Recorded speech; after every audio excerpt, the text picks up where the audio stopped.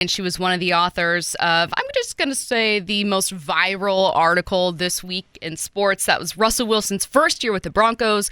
Too much influence, too few wins, and disorganized disaster. Kalyn, I know a lot of this is focused on Russell Wilson's time in Denver, but what we in Seattle were all talking about was a new allegation we hadn't heard, which was that Russ had gone to Seahawks ownership and asked for John and Pete to be fired. Can you give us kind of like the details of what your report was on that and kind of what you guys had heard?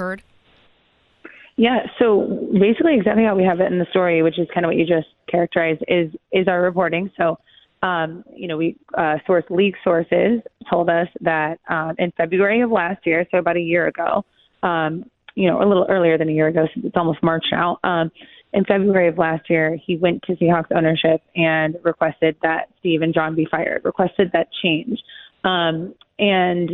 Shortly after that, obviously, he was traded to Denver. And I think, that just fits into a timeline of what we've already known and what my colleagues, Mike Sando and Jason Jenks, before me, because they had written about the Seahawks, obviously, extensively. Both of them have experience on the beat. They had done two really in-depth stories about Russell's sort of falling out with Pete Carroll and Seattle, and the deterioration of that relationship in recent years. And, the offseason before last was when Mark Rogers, Russell's agent, put out the list of destinations, the 4 teams that he would go to, if he were traded, one of which was New Orleans, which obviously was coached by Sean Payton at the time, who is now his head coach in Denver. So I think this tidbit that we had, that he actually requested that Pete and John be fired, just fits in with that timeline that we already have and we already all were really familiar with. And, you can see how it went over in what happened. I mean, who's left in Seattle and who's gone in Seattle. And that's how you know how that request was received. Kalyn, from what you know or what you and your colleagues know, was there a time where this relationship started to sour? Could you pinpoint like a year, maybe 2019, 2020, to where, you kind of felt things were going downhill and were going to happen pretty rapidly? Yeah, I don't know exactly. I'd have to go back and refresh myself on Sando and Jenks reporting.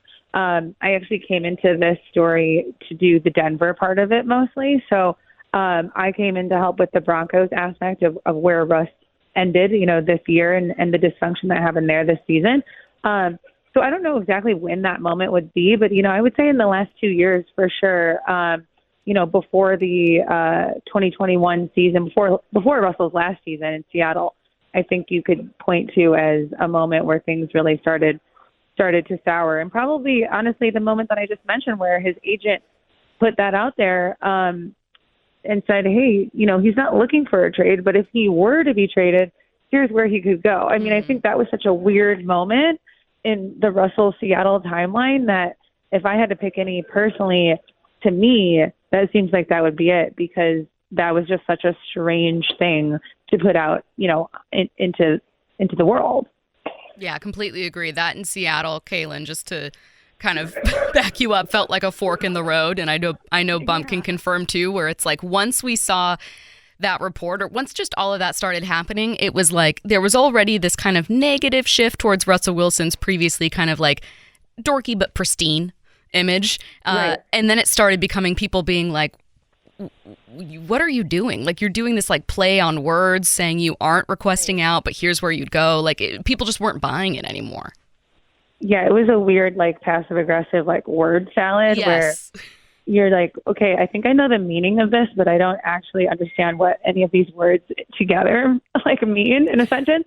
But I think what's interesting is that, a lot of what happened in Seattle, like a lot of the issues in Seattle of, why things fell apart there was he wanted more control. He wanted to have, his personal staff more involved. And he got that in Denver. Like, as soon as he was traded to Denver, George Payton and Nathaniel Hackett in Denver, they signed off on Russell's personal team, which this year included 3 people. Jake Heaps, his quarterback's coach, who I think Stacey used to co-host a show with you, and a nutritionist and a trainer. And so those 3 people had much more access in Denver's building than they had in Seattle. And then in the offense in Denver, Russell was much more involved. He would bring plays to Hackett for Hackett to sign off on.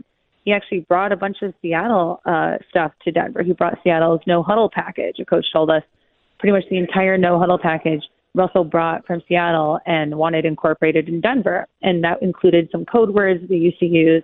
And a lot of that influence and control that Russell had in Denver, you think that would be great because, he's proven himself to be a talented quarterback and, one of the best in the NFL. So sure, you want to empower that quarterback. But in Denver, we saw that he had a little bit too much influence. It kind of flipped. Whereas maybe in Seattle, he felt like he didn't have enough. In Denver, he had what he wanted, and it didn't work out because it wasn't balanced with the coach. And so a lot of the players on offense were just really confused as to what their identity was and where the offense was going.